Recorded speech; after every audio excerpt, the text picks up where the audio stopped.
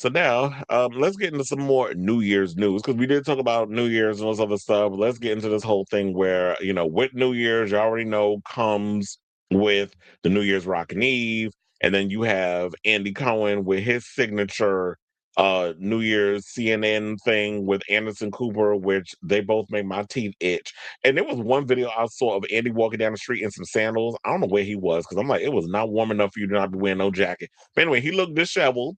I saw a lot of people was reading him over saying he had some work done on his face. I don't know. I didn't look. I think he might be on the Ozempic. And by Ozempic, that Venezuelan white powder, if you know what I'm saying, I think you do. But he been on that for years, allegedly. But some people say like he lost a lot of weight or whatever the case is. He may have had some work done. And I know he's a man of a certain age. He's trying to keep that body right and tight, especially when you're trying to compete and get you some young trade out here in these streets. And there was people also that was I saw that was making comments about Ryan Seacrest's appearance too. Talking about he looking a little skinny. It seems like this is this ongoing thing. The more money you get in your account, it's like the more weight people feel like they gotta lose. That ain't gonna be me. Like I would want to maintain my figure of like I like my having a big upper body with like chest and arms and all other stuff. I'm not trying to be bone thin. But then again, I might start sounding like Dave Bautista after a while. It's like I want to be taken more seriously in acting roles, and I can't just be towering over people with how big I. So I may end up having that conversation over the years. But anyway, so what I didn't know until I ended up watching like seeing the videos on TikTok because I didn't even know he had one. Don Lemon apparently had a New Year's special too with Big Frida, which I did laugh because he pulled a Tate McRae. He was, I guess, zooted out of his mind with these drinks that you see in the picture. And he had the microphone upside down. And it was like, yeah, that would be nice if you turned it around and you'd be able to talk into it. So he was so drained, he realized the microphone was the wrong way. Remember, Tate McRae did the same thing when she was performing and the microphone was upside down. So, sis, now everybody know you up there lip syncing for your life when you be performing. She wouldn't be the first or the last. So, but of course, with all that being said, Ryan Seacrest yet again takes the cake. The Dick Clark New Year's Rockin' Eve is always the big money maker. It's the big ratings juggernaut, and I think it's because of Dick Clark's name being on it, and it's synonymous with in American culture. So that's always going to be the number one go to in regards to the New Year's Day. Me, I was bringing in the New Year with Fish and a lot of their bizarre antics, where they had dancing milk cartons, and then we saw a milk carton come down from the sky, and then they had the drummer who wears like this muumuu with circles on it. He was attached to a missile. It was a lot of craziness going on, and I wasn't the one on the drugs. It was a lot of people in there who were, and I'm like, what in the psychedelics is going on with this? But no, nevertheless, the shout out to all the Fish fans. They're a cool bunch, but that's where I spent my New Year's. So I wasn't sitting there watching Andy Cohen and all of them and performative ass slurred English behavior on the TV. But with this, I want to let y'all know what the ratings were. So it said with the Ryan Seacrest Dick Clark New Year's Rockin' Eve, it garnered 18.8 million viewers during its key 11:30 p.m. to 12:30 a.m. time slot. Because the number's gonna go up when it's around the time you gotta do the countdown. Although I remember because I had to take multiple breaks during the Fish concert. I was literally that was an 8-hour shift for me. Whenever I would go back in the break room, whenever the TV was on, I was like, the Ryan Seacrest New Year's thing started early. I think it started around 8 o'clock. So that was like a good 4 or 5 hours that show was on. I didn't know they was gonna go that long.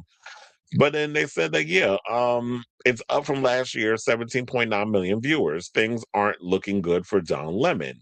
So now Don Lemon, as you know, well, now you know. Shout out to Rob Shooter for this story, by the way, because he's the one that broke this. They said Don Lemon went into New Year's Eve believing this would be his comeback moment, a chance to prove he could take on the big boys without a network behind him. Instead, insiders say the night ended with quiet disappointment. Broadcast live from New Orleans, Lemon's independent YouTube live stream drew roughly 320,000 viewers.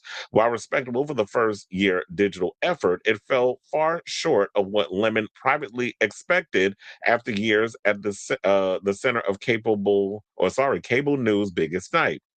Saying, quote, Don really thought this was his moment. This is what a source close to the host tells Rob. He believed he was going head to head with the majors, and that didn't happen. One, I don't know how you would be that delusional to think that you can go head to head with the majors when in fact, sir, you're on YouTube. YouTube is way different than cable. Cable still has its thing where they can still garner enough people and bring them in and all that other stuff. But for the most part, um, this is your first year of doing your own thing. And the hardcore Don Lemon fans or whatever the case is, they'll come in and they'll check it out and see what it is. I mean, it's the first year. So you have to give yourself the opportunity to grow your thing now that you're no longer, because I remember at one, I guess he would get so zooted over there at CNN, they pretty much like did a whole no alcohol thing for him. So why is it okay that y'all do it to him, but not Andy Cohen? And we don't get into the story where all of a sudden now, allegedly, CNN is sick and tired of uh Andy Cohen speaking slurred English, and then you got corny ass Anderson Cooper that enabler said, "Oh my, say that, like, saying something controversial." I'm like, this is what y'all call controversial. Y'all are being more annoying, and that's what annoys me is like a lot of these old school centrist corporate people are jumping on this thing where they try to make it seem like, oh, they're being so edgy, or they're being so. I'm like, there's nothing edgy about what y'all say. Y'all really think like, who is this edgy for old people? Because those of us who are in the era of social media and internet, y'all not being edgy enough. Yeah, you looking messy and embarrassing, but I'm not really getting like y'all thinking like this is edgy for what? Cable news networks? Okay. Well, if y'all think that's edgy, then I guess y'all still in the era where y'all think Leave It to Damn Beaver is edgy. So what they were saying that is that freed from CNN structure, Lemon leaned into a looser anything goes style, openly drinking on air, reminding viewers that he believed he helped invent the boozy New Year's Eve format. Well, of course, you know it's always black people that bring new shit to the forefront, and certain folks coming in, palm folks coming in, colonize the situation, try to pass it over as their own. They smear a little mayonnaise on it and call it revolutionary. But they can never give what we give because, we always at the forefront of pop culture, the gays and the blacks. So um they said he underestimated how much the platform matters. You don't realize what CNN gives you until it's gone. Well, it's a major network that was backing him, so that didn't really have to go in and do a lot of work. That's like me trying to start a whole New Year's thing. You know how many years you got to build that from the ground up before you get a whole lot of people to come in and do a thing. So I do feel like in a way it's unfair on Don Lemon's part. And if this story turns out to be true, I do think it's crazy how you would think in your first year of doing your own New Year's event on YouTube that you think that you could compete with Andy Cohen and Ryan Seacrest over there at CNN when they've had years of all of this doing that show together. We already know the backstory about the whole Kathy Griffin thing, and I still windmill on them for that. And that's why I don't even support them over there because of on the strength of Kathy Griffin and that whole drama that went down because they threw her under the bus because of the whole Trump head thing. But you got to take a couple of years. Maybe the numbers will go up next year. And I feel like that's will be where the comparison is. Let's wait until the next year numbers to see if it goes up slightly, and then we'll revisit this conversation. So they were saying this wasn't supposed to be a soft launch. Don thought he'd shake things up. Now, publicly, Lemon insisted he was having the best time of his life, telling viewers no one is having more effing fun than us. Privately, sources say the numbers told a different story. Well, sir, if you keep having to say nobody's having more effing fun than us. We having a good old like if you have to continuously push that, then there's a deep rooted sense of insecurity there, and I'm nobody's gonna believe you ever. Now they're looking at okay, you doing too much because that's the same thing I would say about Discord Adams fishing for a damn compliment, desperately. I'm sorry, fishing for a compliment from Cardi B, and I'll bring that up later on. We get into the drag race stuff on did you like my outfit? Would you wear my outfit? Like when you was doing, I was like, okay, girl, you doing too much. And I'll get into my overall thoughts of her look when we get around to it. So yeah, so they said that New Year's wasn't a victory lap, it was a reality check. So if this turns out to be true, he got his reality check. But like I said, let's just wait until his second annual New Year's in New Orleans special and how that goes. I didn't get to see it, like I said, because I was working um fish so I didn't get to see it, so I don't know how it was. The fish concert and everything was more lit, and so was my check when it comes in this week. So in addition to that, so that's cute or whatever that Andy Cohen and them, I guess, beat him. But of course, you got the CNN machine behind you. So yeah, there's always going to be people that's going to go to that and don't particularly want a little more edge that they're not going to get from ABC and Ryan Seacrest and all other stuff. I still didn't even see the Robin performance, even though she did 2 nights in New York. And then you have people on social media talking about Americans don't even know who Robin is. Y'all really think that a lot of us is out here is dumb? Like we don't know music or anything. Now, don't get me wrong. There's a great amount of Americans that are out there with the buses don't run and don't got a lot of brain cells to rub together to formulate an intelligent sentence. However, we do be on our shit when it comes to certain artists, especially ones that we have that's on. Like I've been listening to Robin since her "Show Me Love" days. What do y'all since Robin is here? So don't play in my face with that. But then again, I'm a music connoisseur, so of course I would know who she is. So now to get into the Andy Cohen and stuff side, where they talking about that, oh yeah, he beat Don Lemon on YouTube, blah blah blah. I'm like, whatever. First of all, YouTube numbers and CNN completely different. Now, if y'all was streaming on live on the CNN YouTube channel, then maybe we can compare the numbers. But to get into this other thing, who knows? Maybe they're going to be fishing for some new people because according to Rob Shooter again, he said that Andy Cohen's wild antics alongside Anderson Cooper for CNN's New Year's Eve broadcast. According to insiders, they're claiming that network executives are considering ditching the Bravo star due to his embarrassing behavior. So Andy Cohen days at CNN New Year's Eve wild card may be finally over. Multiple insiders report that the network is quietly preparing to move on after years of growing frustration with his on-air behavior. Sources inside CNN Hudson Yard headquarters. Damn, did everybody move to Hudson Yard? Because it's like all of the ABC stuff, Eyewitness News, I almost said Regis and Kelly, child. That's how far back I'm going with that. Kelly and Mark, because she done gone through a revolving door of co-hosts. And The View, all these shows shooting Hudson Yard. I'm like, damn, why is everybody all of a sudden in Hudson Yards? So yeah, so they said the Hudson Yard headquarters say staffers have long been uncomfortable with Cohen's Bravo style antics clashing with a news organization eager to restore credibility. Saying this is CNN, not Bravo, one insider says bluntly. That works what works on reality TV doesn't belong on a serious news network. And I was gonna say, well, why don't he do a New Year's thing at Bravo? He tried that one year with Watch What Happens Live, and that was a mess. I was like, what is it? I had to turn it off. That's how bad it was. But and I was like, I don't care about a bunch of these no talent, has been old ass drunks on here spewing a bunch of nothing.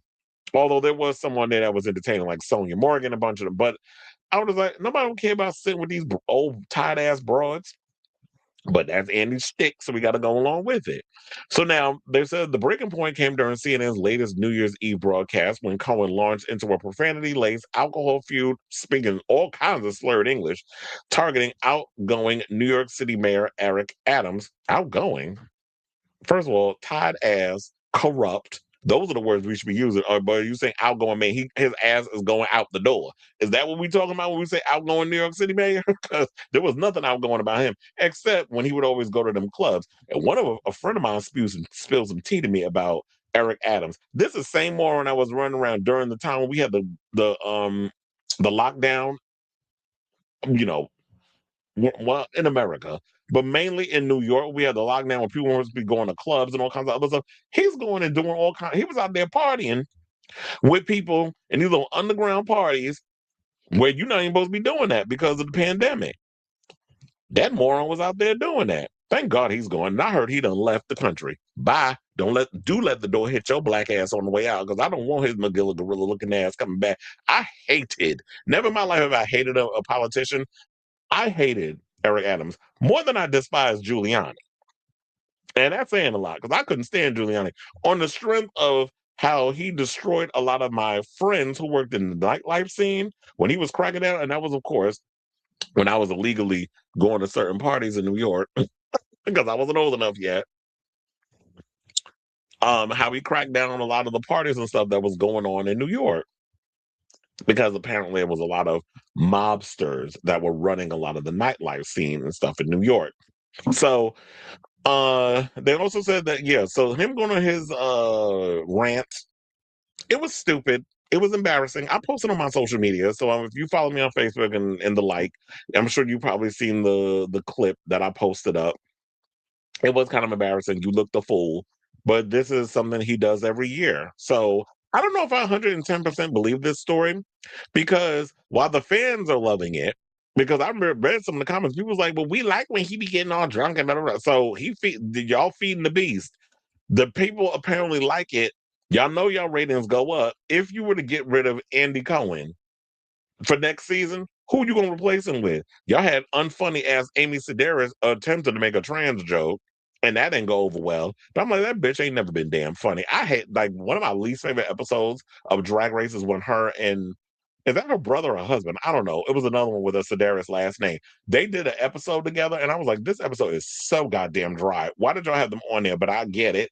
That was when as Gia Gunn was like, or is there no budget this time around? So there was really no budget for the show. So you get who you can get. Now they go for people like Cardi B and bigger artists of that magnitude. So then they also said that insiders say the incident capped years of internal complaints involving excessive drinking, political rants, unpredictable behavior. Yeah, because all of a sudden everybody's sensitive about politics, especially when it's left leaning. The right can go and say and do whatever the hell they want, and they still, they got everything they want out of the deal, and they still miserable.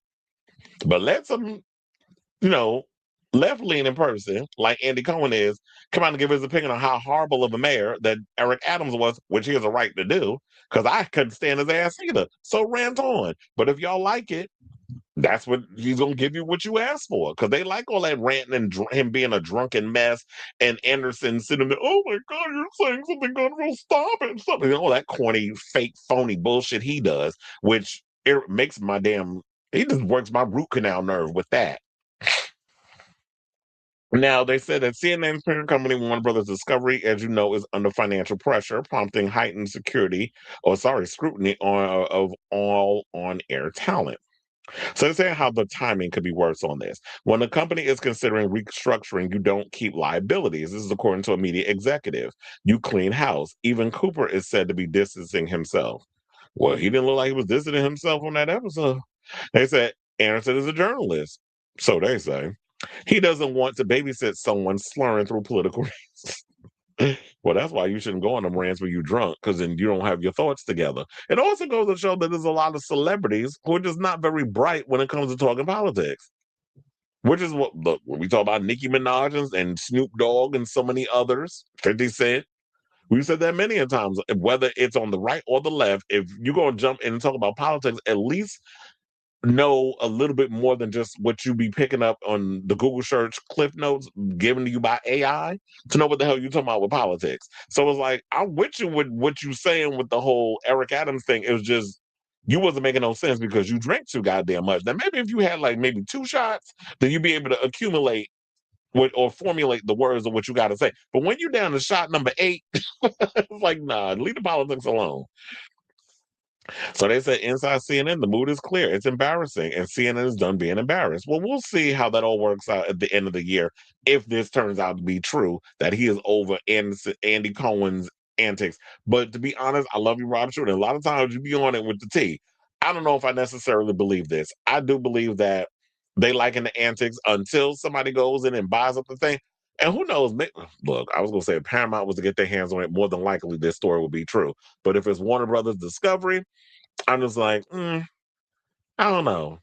He'll probably be back there next season. They like all this foolishness. But like I said, if they were to get rid of him, who you replacing him with? So I definitely want to hear that from y'all. Who do y'all think would be a good choice to replace Andy Cohen? Don Lemon? I mean, he could use the hit on his YouTube channel. But then again, after y'all done did what y'all, if y'all do me dirty and saying that, you couldn't pay me enough money to go back. Just pay me my $25 million severance, which y'all chopped me with my before my contract. So just give my 25 million and I'll just go and use that money to build my own thing over here. And the good thing that I will say that I loved about what Don Lemon did is that he's not like these typical homosexuals that run to these allies or whatever the case is for ratings. He at least had some people within our community like Big Frida up there with him while he was doing the show. So I like that. But we need more of that. We need a lot more queer based artists, and that would be like, you know what, that'd be another great dream that I have that I would love to do.